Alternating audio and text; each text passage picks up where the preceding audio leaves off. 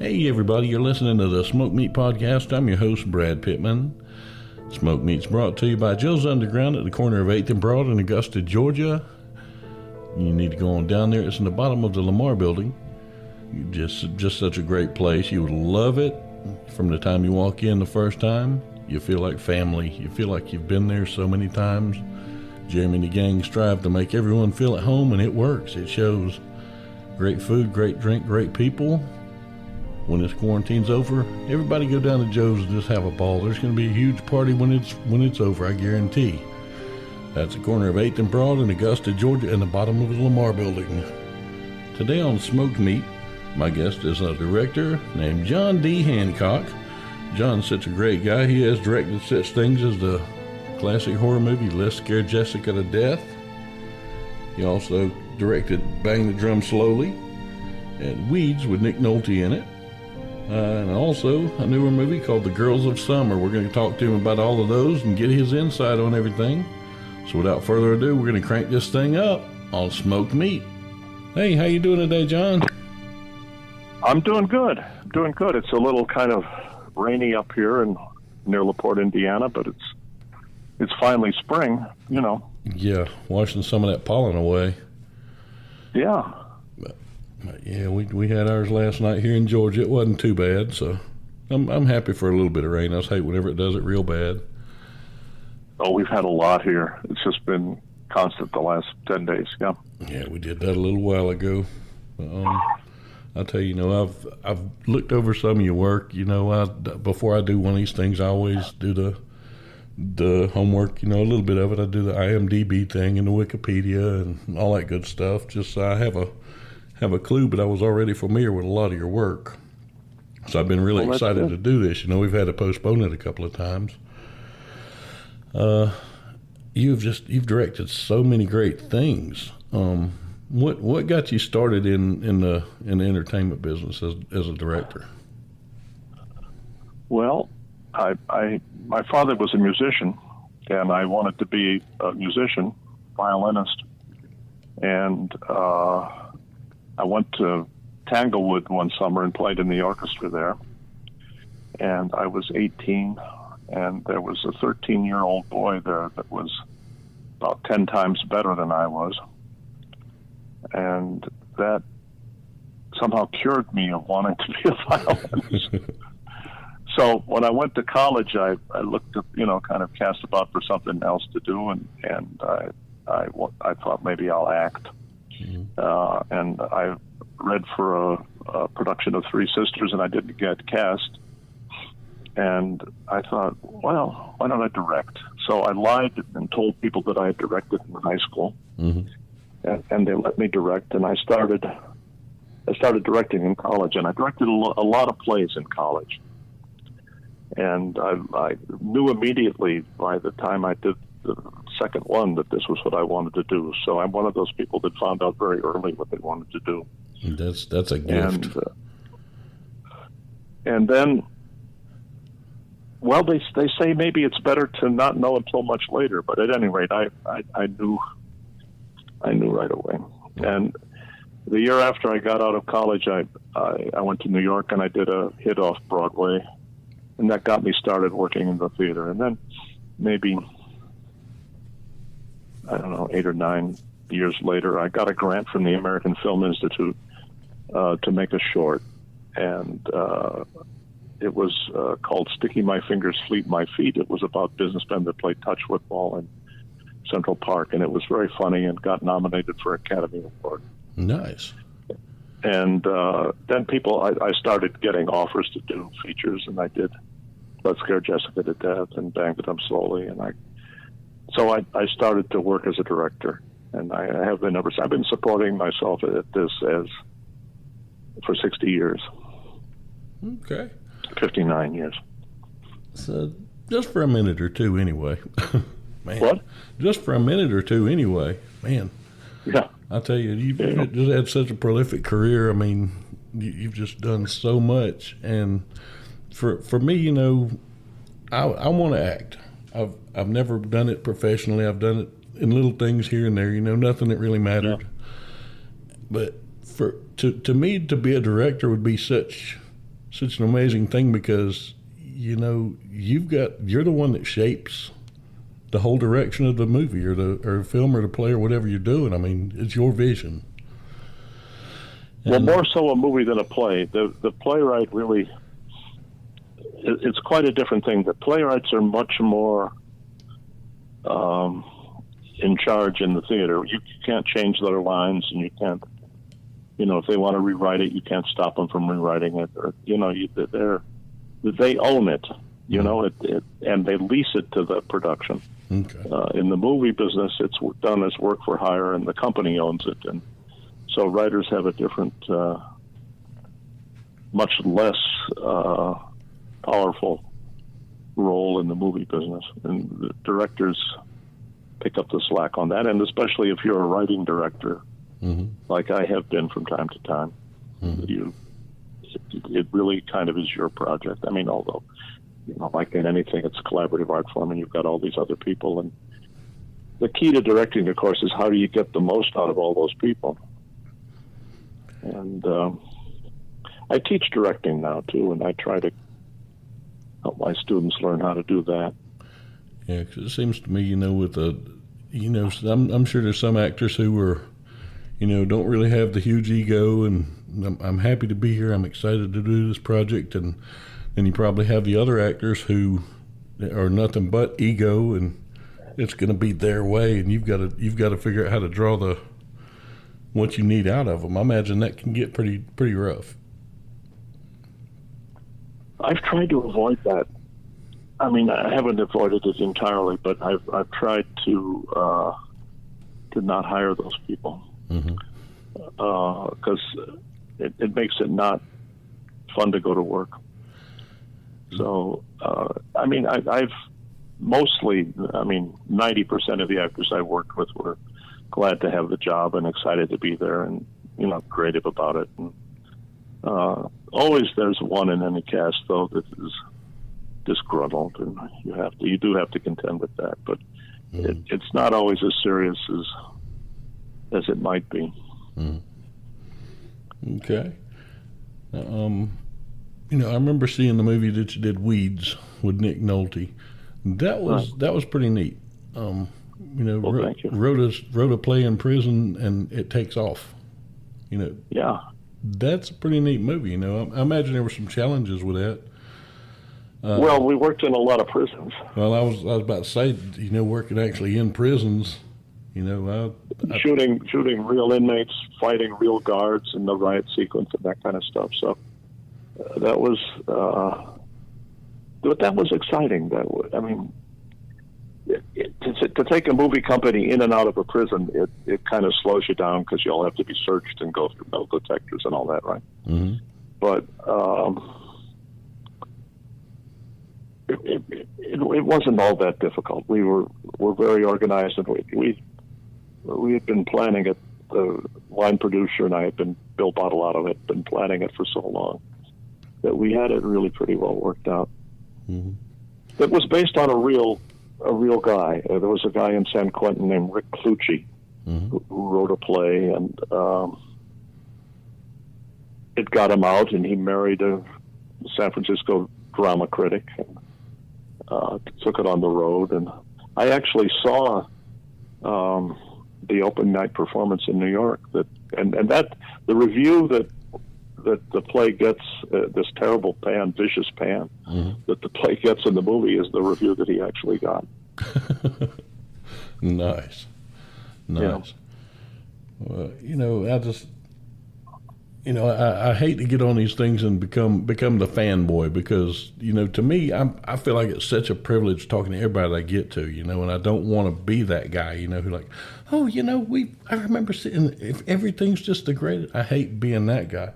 Yeah, sure. You know, when I look over everything I see that I'm on this list that I know that you've done, everything I've seen has been awesome. Well, thank you. Thank you so much. And I love it. You know, you've done such an array of things. You know, it's not been all one genre, one thing. I know. I've always tried to do something different than I did before. I mean, especially to do Weeds and then do Prancer. Yeah. About the little girl and the reindeer Christmas picture. Yeah. That was a big mood change. Yeah, a little bit. Gritty to Christmas, you know. Yeah, I mean, you go from Nick Nolte to, to a reindeer. Yeah, to a reindeer. And then now one question I've got to ask about Prancer. Sam Elliott was in there. Yeah. Did his mustache get an extra credit? Because his mustache is a character in itself. It is. Well, it's become that. Yeah. Yeah. Did he have a mustache, or did he just was kind of unshaven? I think in Prancer. Did he actually have his mustache? He must have had a mustache. I can't remember if he had it in there or not, but I don't remember a lot of the movies where he didn't. But he seems like he is such a nice guy, and he seems like he is actually the person who you see on screen almost. Well, he is. He's a wonderful guy. I mean, he was so good with the members of the community. I mean, he would drink with them after the day's shooting and charm. He was wonderful with the community and wonderful with me. I remember one day we were shooting like in, I don't know, knee or thigh deep snow. Mm-hmm. And I turned around, and he wasn't supposed to be on the set that day, but there he was helping the grips lay tracks for a dolly shot in the snow. He just, wanted to be part of it and came and helped the crew. Mm-hmm. He's a charming, wonderful guy. Yeah, now that is what you call no ego right there, because, right. Laying the tracks and everything, especially in snow. I know. That's not glamorous work. Get your hands cold, right? Yeah, that is just definitely not glamorous work, and it's not easy work. Yeah. God bless all the grips, because it takes a lot. Just the little videos I've done here in my basement, it's tedious and aggravating to do some of this stuff, and then they just in there every day making it look simple and making everything look great. And Prancer was fun to shoot, except the reindeer was very difficult. They're borderline trainable. I mean, they're actually not trainable. Yeah. The reindeer, by the time we were finished, the crew wanted to eat it for the wrap party. Well, the name of this podcast is Smoked Meat, and I do venison pastrami. Do you think it'd have been a lot more fun to shoot if if the CGI had been what it is today, or do you think the reindeer? I think the reindeer probably kept it to what it was, the spirit of everything. But I don't know how the CGI of today would have done. Do you? I'm not accomplished with CGI, so I mean, I'm kind of old school, so I tend to prefer that. Good deal. Yeah, the effects nowadays just, I mean, even from when I was a kid, I remember when Star Wars came out, I saw it in the theaters, and I'm like, holy crap, this is amazing. And now, people can do the stuff from the original on their laptops or their iPads, It's like, really? These guys invented this, and you're doing it now. And we made a CGI reindeer that actually flew for the end of Prancer. Mm-hmm. They're there on this cliff, and the reindeer disappears, and she thinks, well, maybe it's dead, and then it flies up and joins Santa. Mm-hmm. So we actually made a really, I thought, very effective reindeer that flew. Mm-hmm. But the studio didn't like it. They thought it was too literal, and they just wanted to see a ball of light come up and join a Santa's sleigh. Mm-hmm. So reluctantly, I gave up my wonderful CGI reindeer. Man, I'd like to see that. That would be pretty neat. Put that in some DVD extras. That would be pretty neat. But I tell you, John, this, to direct, to me, I think I would love to be able to do it, but I don't know that I have the temperament. I would probably become known as that director because, I mean, to me, you've got to have a gift, and I can talk to people. I can kind of lead people the way that they need to go, but at the same time, I kind of get a short fuse sometimes, and I don't think I would get the best out of people positively. And I'm trying to think of the best way to word this. Have you worked with other directors who are like that, who, have the good intentions, but, a little ways through it just turn into the monster, for lack of a better word?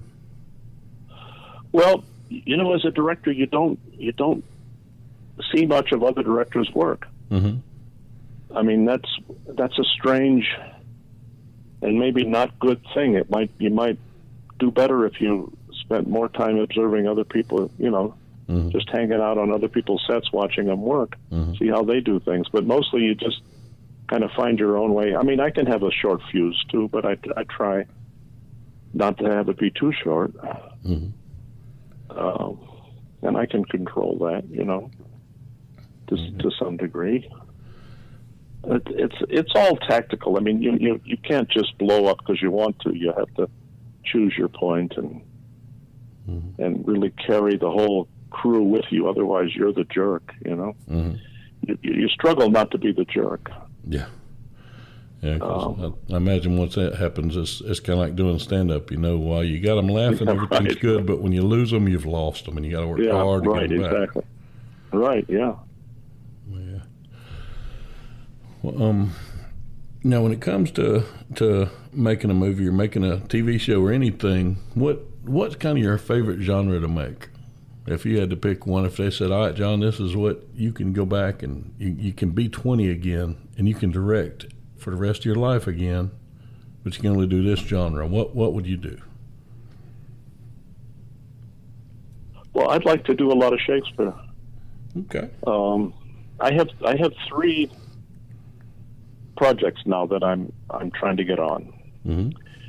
One of them, years ago, in the New York Theater, I won an Obie for a production of Midsummer Night's Dream. It was very strange and erotic and had sets by a famous pop artist, Jim Dine. It was very kind of avant-garde production of Shakespeare that was also, I tried to be true to the play, and I won an Obie for it. So I would love to make a film, not just reproducing that production, obviously, but with some of the same impulses of finding what was sexy and hot about the story, couple swapping and all that, and mm-hmm. and the comedy of it, and the magic of it, and I mean and I have a screenplay that I'm trying to get financed, and I'm trying to attract some actors that will help it get financed. So I would love to do a film of Midsummer Night's Dream.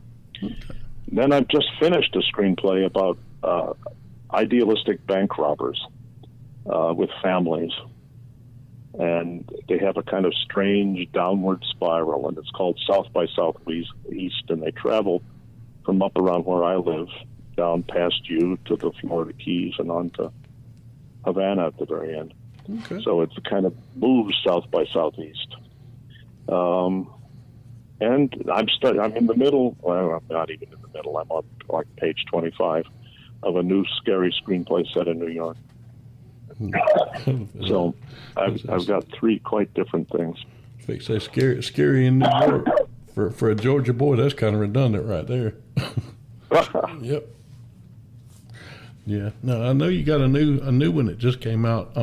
Yeah, Prime, so The it's Girls on of Amazon Summer. Prime now, called The Girls of Summer, and it's about the drummer in a country girls band mm-hmm.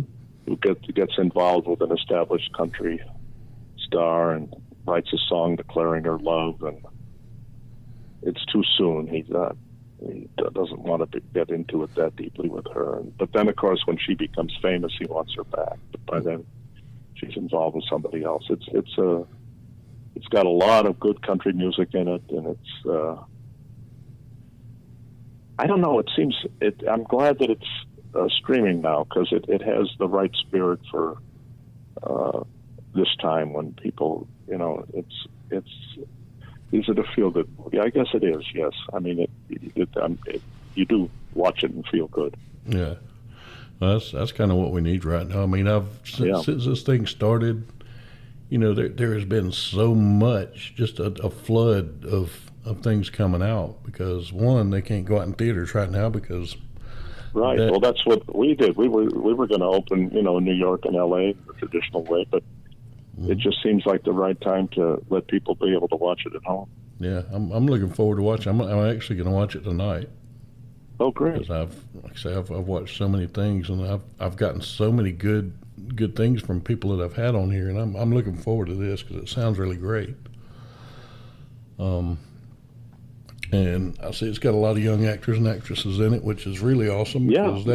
Well, I made a real discovery. I think an actress named Tori Titmus, who also wrote it and plays the lead, and she's, I think, going to be a big star. So there's that.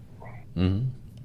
Yeah, outstanding. Because I like watching new people that I've never seen before, and people who are kind of starting to break in and who may have done things before that you never really noticed, but they're coming into their own. It feels so good to watch somebody start to succeed.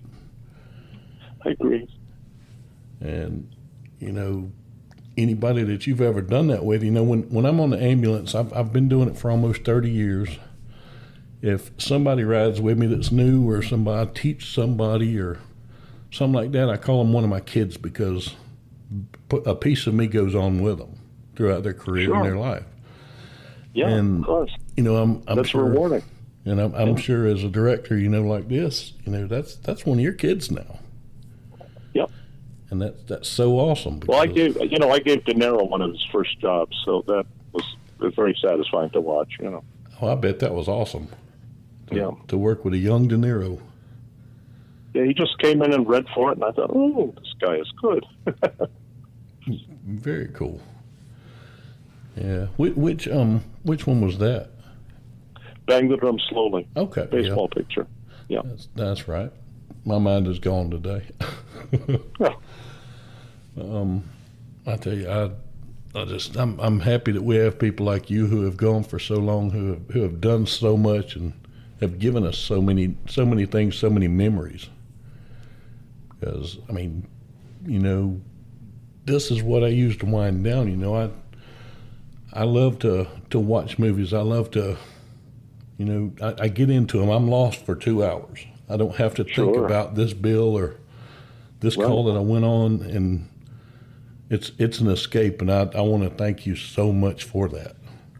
Well, you're welcome. I feel the same about movies. I've always loved them just for that reason. Mm-hmm. Yeah.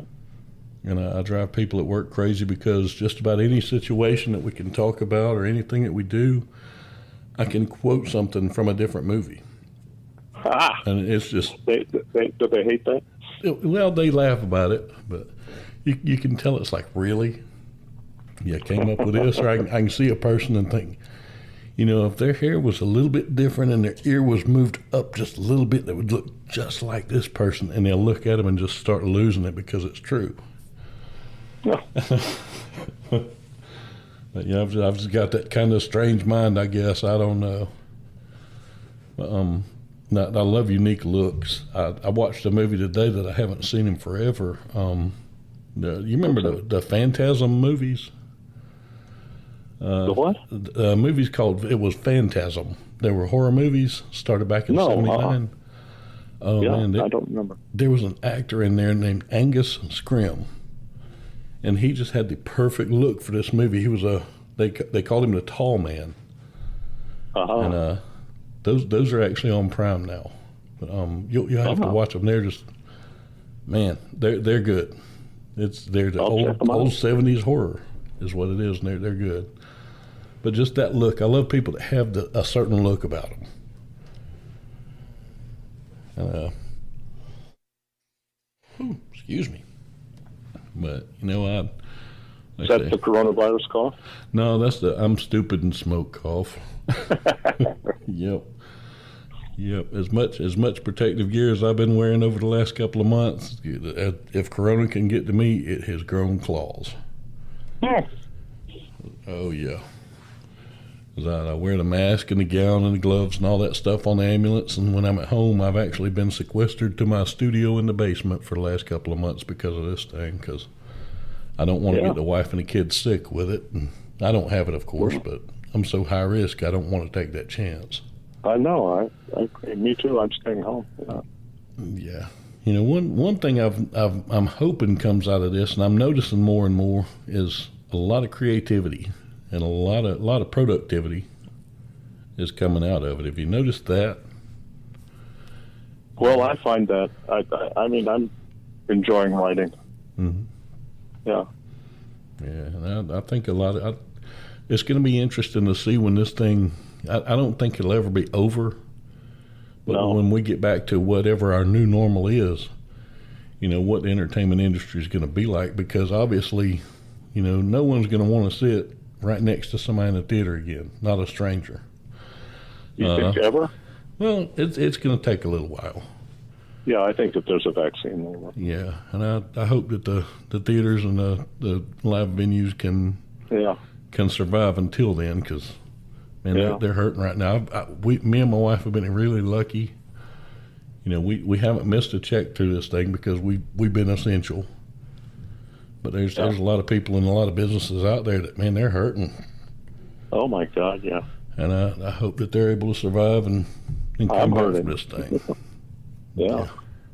And it's ugly, but I want everybody out there to stay safe. And I want to make sure you stay safe, because you are a treasure. That's for sure. Well, somebody said that Amazon might buy AMC. Are you aware of that? I am not, but I'm going to have to check into that. Yeah. 'Cause that would be. I think that might be a good thing. I think so. Well, they have the money, you know, they have the deep pockets to weather things, and probably they can pick it up for a bargain price right now. Yeah. And they could sell, you know, Amazon stuff out of the lobby, maybe, you know. Mm-hmm. I tell you what would be a neat thing is I remember when I was a kid, they would have these theaters in Augusta, where I'm from, that on certain nights played old movies. You know, by old, I mean some nights they would do the old cheesy kung fu movies, and around Halloween they would do the werewolf and all those. That would be neat to see. You know, like if Amazon did that, you know, we've got here where I'm at, we've got a regular theater, which is really nice with reclining seats and all that, and we've got what we call the dollar theater. It's $1.50 to get in, and I just feel like a lot of those are going to fall. Oh yeah, and that would be so neat to see somebody do one of those and play, you know, movies from the 70s, 80s, the old stuff. Yeah. Well, the multiplex, you know, you've got 16 screens. You can devote a screen or two to weird stuff, right? Yeah. You don't have to show, you know, the latest Disney thing on 4 screens. You can show it on 2 and take a couple screens for an art picture and one for 70s horror, you know. Mm-hmm. And I think that those things will just be massive. And I could almost feel like drive-ins would come back. I hate a drive-in, though. The sound is so terrible. Oh, I imagine today that would be a little bit better. Yeah, I think they could make it better. But, I mean, what's nice about seeing something with an audience is you hear them laugh, and if they're in another car, you don't really hear them laugh. Yeah. Yeah. Especially for comedies. I mean, you don't, you know. Yeah, you watch a comedy at home, it's not nearly as funny as if you see it at a theater with a full house or, you know, 80%. Yeah, cause it's rare whenever I laugh out loud at home at something. And exactly right. And I saw, you can watch it. You can watch a comedy in a multiplex with 12 people in the theater, and it's not funny there either. You know, you need to have 2/3 of a house or so. Yeah, and you know, I saw a movie not long ago. It was called Pawn Shop Chronicles. And it was kind of along the lines of a Pulp Fiction type thing, where it had different stories, but they all blend together. And it had Paul Walker in it as a meth addict. Oh. But he was a hilarious one. And there's one scene in there where he's getting out the masks. Him and his friend are going to rob a guy. And he gives his friend a normal mask, and you look up, and Paul Walker's wearing a clown mask, and his friend is terrified of it. Huh. I cackled through this scene. It was so funny, and it was so well done. And just, what was the name of it? What's the name of it? It's called Pawn Shop Chronicles. Okay. And their part is actually in around the first part of the movie, and it gets a little bit dark after that, but it's still really, really good. I mean, the way they put everything together, it's just awesome. But yeah, I love movies, and I, like I say, I thank you so much for giving us what you have over these years, because it is a gift. It's my pleasure. I've loved doing it. I really love directing. And I want to have you back on here sometime, because this has been really awesome. I figured out about 30 to 35 minutes is what my audience likes on these things, and my guests have been so great that I can't fit everything into 30 minutes half the time. Well, that's good. But I will definitely. I'd be happy to come back sometime. Outstanding. Thank you so much, John. And everybody, all right. I want to make sure y'all do watch Girls of Summer on Amazon Prime. It's going to be awesome. It is going to be awesome. I don't know how